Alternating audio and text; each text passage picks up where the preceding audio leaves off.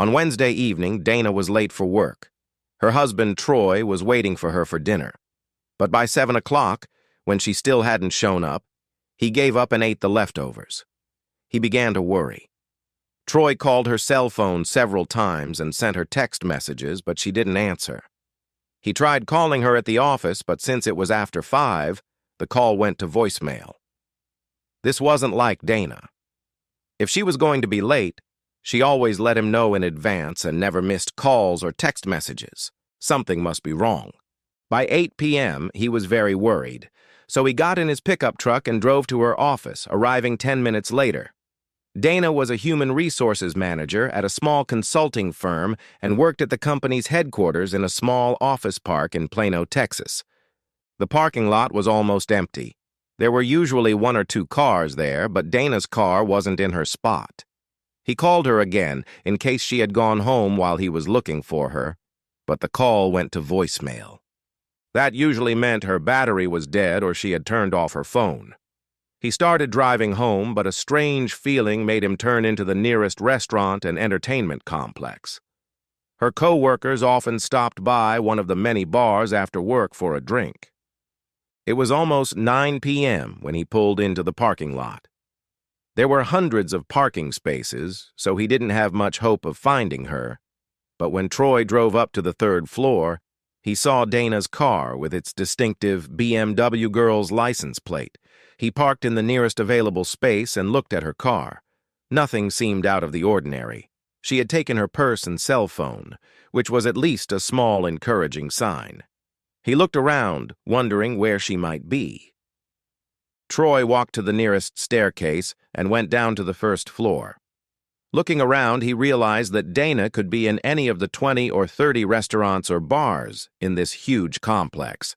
However, the fact that she had parked so far from the garage entrance suggested that she might be in one of the 2 establishments located at this end, away from the main part of the complex. He noticed with growing concern that this place was also next to the Marriott Hotel. He first looked into a small Italian bistro, but Dana wasn't there. He crossed the alley and turned into a side street where, as he remembered, there was a dimly lit Irish pub. In fact, Dana had shown him this pub a few months ago when they were in the area for dinner. He crossed the street to approach the bar from the side and avoid being seen. The entire front of the pub was open to the street, with several tables on the sidewalk. Loud music and laughter filled the air. It looked like there was a party going on inside. Troy knew it got noisy here when there were Premier League and NFL games on, but there weren't any sporting events today that would explain the crowd, so there must have been something else going on. Peering inside, he saw a large party.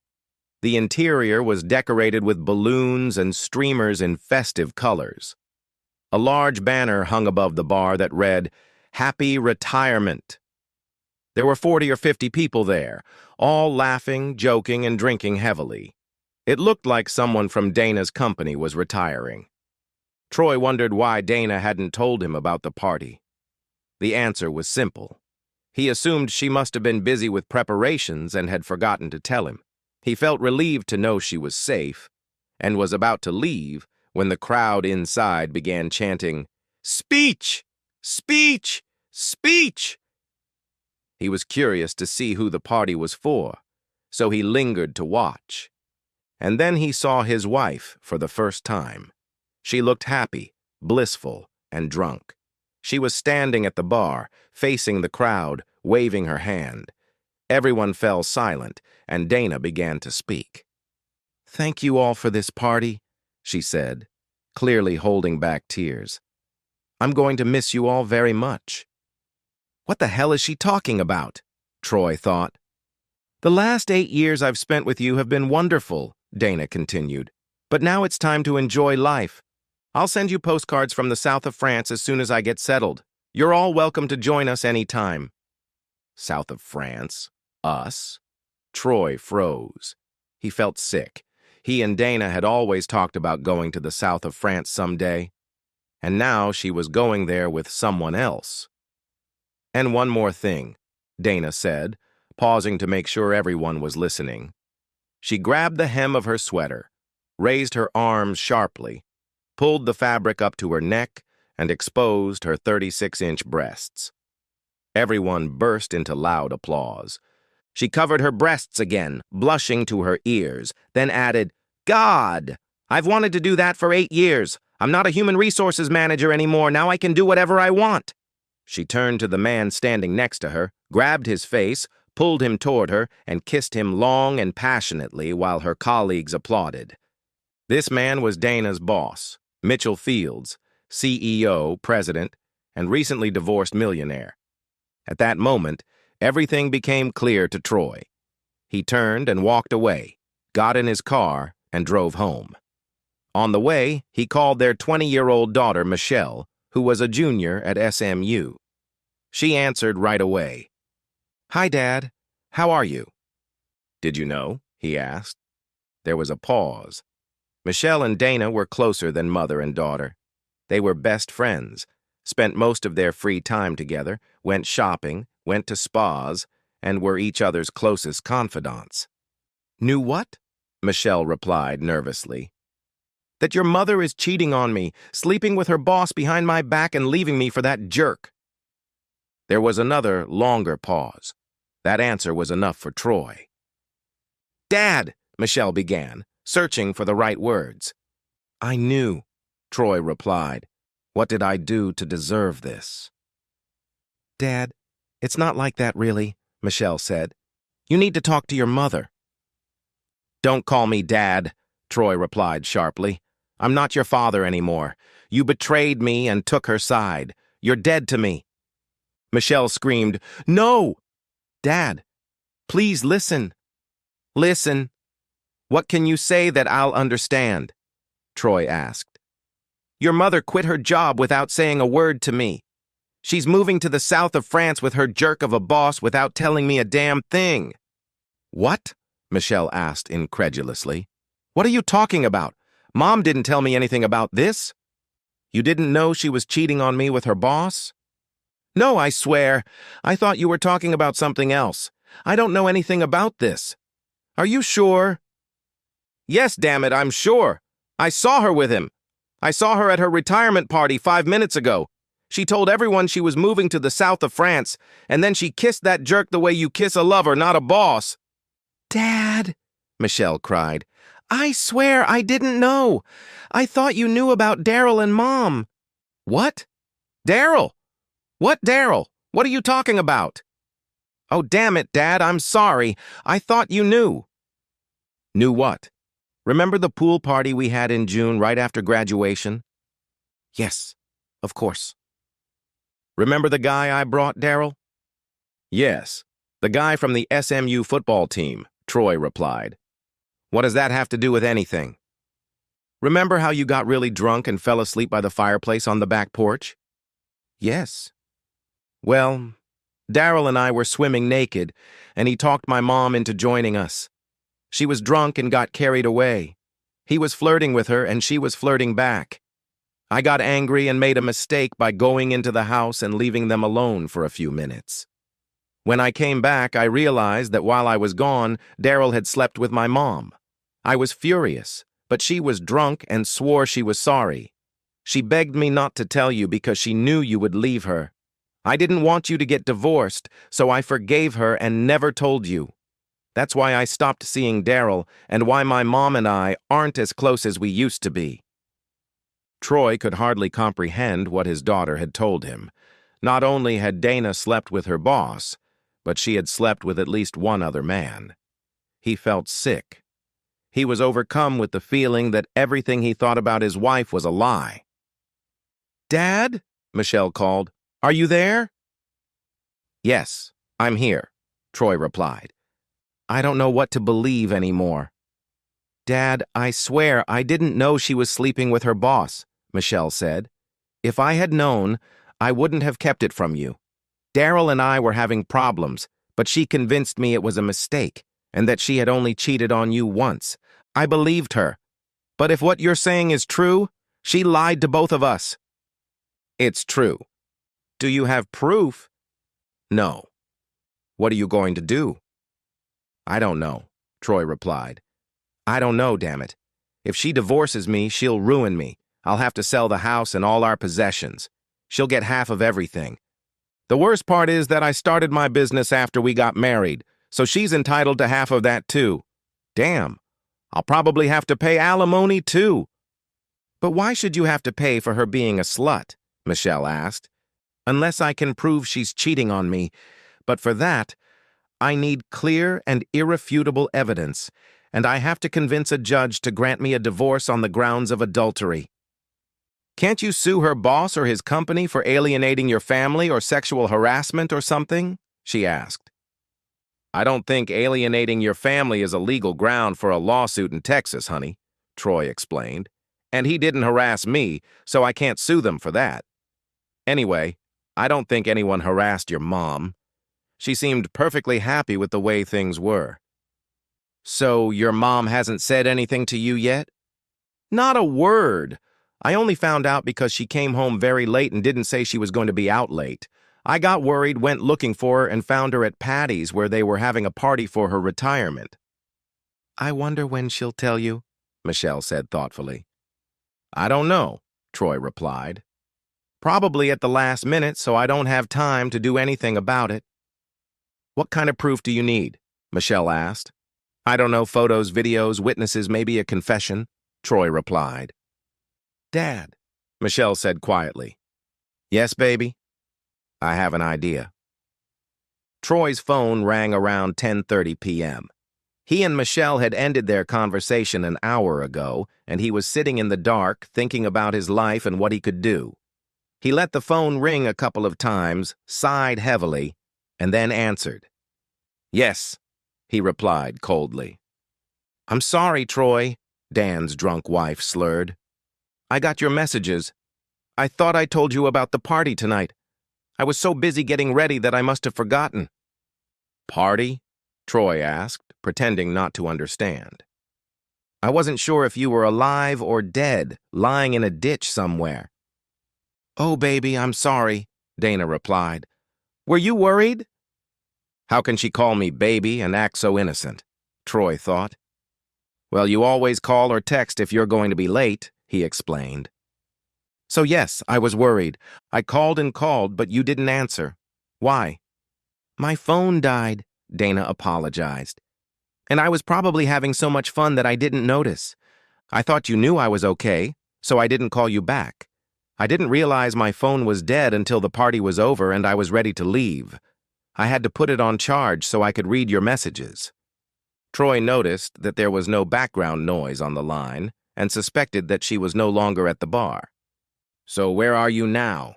He asked. Well, don't be mad, but I think I've had too much to drink to drive home safely, she replied nervously. Some of us got rooms at the Marriott and are staying there. Everyone wants to hang out at the bar a little longer and then go to bed. That's ridiculous, Troy replied sharply. Get an Uber. Leave the car. We'll pick it up tomorrow. We live 10 minutes away. You don't need to stay at a hotel. I'm sorry, honey, she replied. I already checked in. You know Angie, who works with me? She didn't want to stay alone, so I'm sharing a room with her. Troy was angry because he suspected she wouldn't be spending the night with Angie. He also doubted she would get a good night's sleep. I'll come get you, he said. Get me? No, Dana replied. Don't worry, I'll just stay here. Okay, Troy conceded. What room are you in? What? What room are you in? Why? I'll come over, he said. I'll bring you something to sleep in and clothes for tomorrow. You can't, she blurted out. Why not? Because I'm sharing a room with Angie, she explained. You can't sleep here when she's in the room. She'll feel uncomfortable. Then let her stay in the room by herself and you come home with me. I promised her I'd stay. Okay, then tell me your room number and I'll bring you a change of clothes, Troy said. Don't worry, honey, Dana replied. I'll just wear what I'm wearing for 2 days in a row. It's no big deal. Yeah, right, Troy replied sarcastically. I get the distinct impression that you don't want me to come over. Are you hiding something from me? Don't be silly, of course not. she replied with a slight nervousness in her voice. Listen, for the first time in our entire marriage, you went to a work party and didn't tell me. Didn't answer your phone for several hours and then said you were staying at a hotel 10 minutes away from me and wouldn't let me in. That's not normal behavior, and it's certainly not the behavior of a happily married woman. What's going on, Dana? Nothing's going on, she replied, but said nothing more.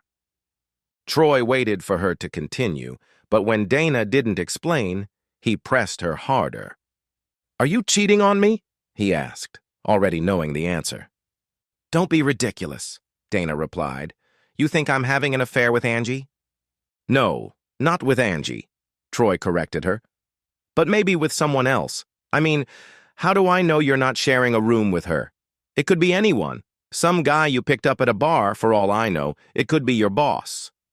That's not even funny, Troy, Dana replied, sounding hurt. I'm hanging up. You're hiding something, Troy declared, not letting her hang up.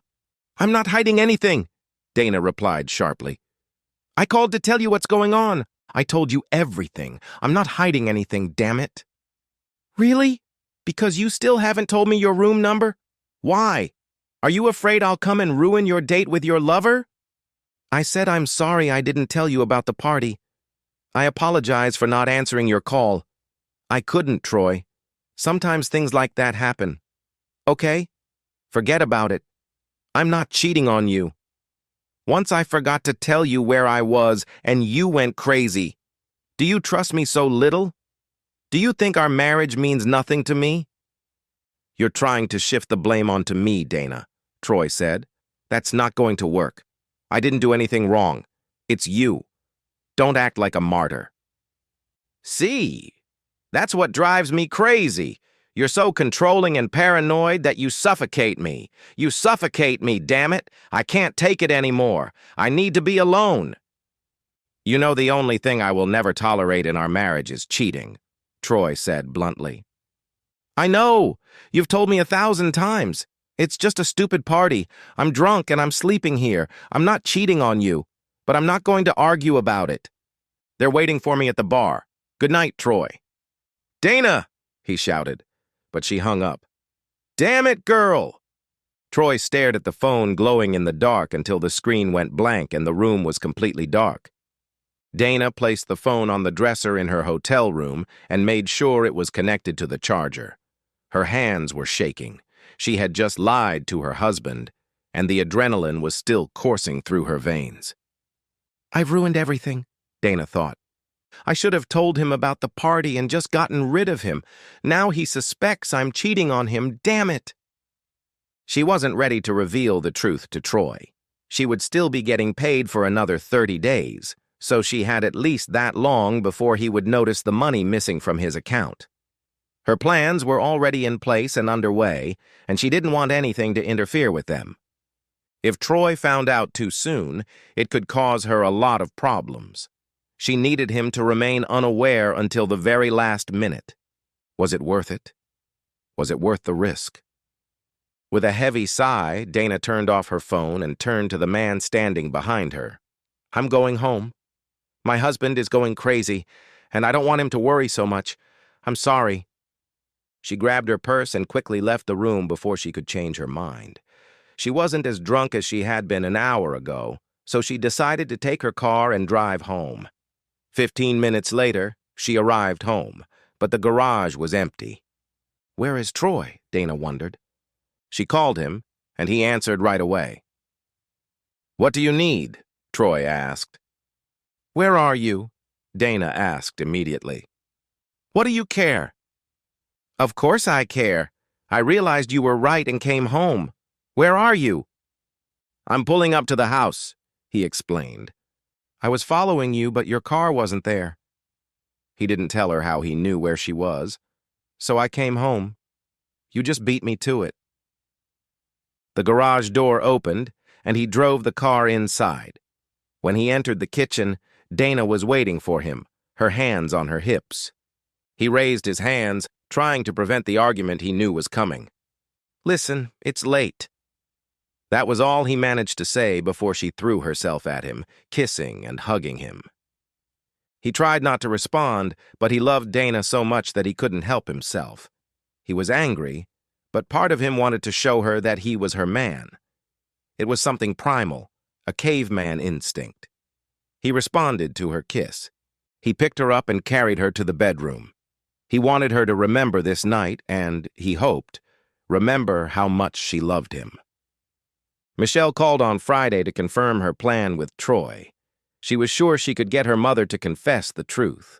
She would record the conversation and give the recording to her father as evidence, along with her testimony against her mother. She planned to spend Saturday at the spa with Dana and give her father the evidence that evening. Saturday arrived, and Troy waited nervously for his daughter to finish her spa treatment and come home. The day before, he had met with a divorce lawyer. Things weren't as bad as he had expected. His business wouldn't suffer, but he would have to share his profits with Dana for a year or two. He wouldn't have to pay alimony, as she had money. The rest of the property would have to be divided equally. But what could he do? As Dana had said, that's life. Troy sat thinking about his future when the door opened and, to his surprise, Dana and Michelle walked in. They both looked upset. "What's going on?" Troy asked. Dana walked straight over to him, sat down next to him, and took his hand. There were tears in her eyes. "I'm so sorry, Troy," she said in a trembling voice. "I've been keeping a secret from you, and I have to tell you the truth. You've got it all wrong, and it's all my fault. I've caused you terrible pain, and it was all for nothing. I'm so sorry." "What are you talking about?" Troy asked, turning to his daughter. "I talked to her, Dad," Michelle explained, "and she told me everything. Let her explain, please. It's not what you think." Troy turned to his wife. "Okay, explain," he demanded. "I'm not cheating on you with my boss, Troy," Dana said, trying to smile. "He's a good man, and I love him very much, but not in that way. I only love you. He's gay. That's why he divorced his wife. He came out and is now living openly with his partner." "I saw you kissing him," Troy challenged. Dana blushed and nodded. "Yes, I was foolish. I knew it was the only time I would ever be able to kiss him, so I did it. Knowing he was gay, I went too far. I regret doing it, and I'm sorry you saw it without knowing the context." "How could you show everyone your breasts?" Troy asked angrily. "Yeah, well, it was spontaneous," she explained. "All these years working as a human resources manager, I've had to act very strict. You know I have a playful side. I just wanted to let loose. It wasn't a sexual act." "What about retirement and moving to the south of France?" Troy asked sharply. "What is this nonsense? Are you moving? Are you retiring? How could you not tell me?" Dana looked down in shame. "I wanted to surprise you." "Surprise me? By leaving?" Troy asked sharply. "No, I would never leave you. This is for us," Dana declared. "For us?" Troy asked, confused. "What do you mean?" "We always talked about retiring in the south of France," Dana began. "And when I had the opportunity to take early retirement, I jumped at it. I planned to throw a big party to tell you about it and take a 2-week trip to France so we could look at houses together. That's all I planned. I wasn't going to move there without you. I thought you'd be surprised, but not in a bad way." "Just a trip?" "Yes, a trip for the two of us," Dana explained. "We could go and see if it's really a place we could live and try to find a house. I was going to ask you to move there during the trip because I know that with your job, you can work anywhere. I even talked to your boss to see if you could work from there, and he said yes." "So this was all just a big misunderstanding?" Troy asked, then seemed to remember something. "What about the hotel room? You were going to spend the night there to sleep with someone, weren't you?" "No! I swear! Angie was in the room with me the whole time and heard our conversation," Dana assured her husband. "Nothing happened. When she realized how upset you were, she agreed that I should go home." Dana pulled Troy's hand to her lips and kissed it. "Do you believe me now? Do you understand? I didn't cheat on you. I wasn't going to leave you. Troy looked at his wife for a few seconds before answering. Yes, Dana, I understand. I believe you. Oh, thank God! Dana exclaimed and rushed toward her husband. A few seconds later, he pushed her away and shook his head. He opened his briefcase, took out a stack of official documents, and handed them to her. What's this? Dana asked, looking at the papers. I want a divorce, Troy replied calmly. Dana's mouth fell open and she stared at her husband with wide eyes. What? Why? You said you believed me. You understand. Oh, yes. About retirement in France? Troy asked rhetorically. Yes. Yes, I understand. I believe you. Then why are you divorcing me? Dana asked, tears streaming down her cheeks. Troy stood up. I'm divorcing you because you slept with Daryl, you cheater. Daryl! Dana gasped, then turned to Michelle and screamed, Did you tell him? Michelle was in shock. Oh, shit! Troy grunted, Yeah, shit.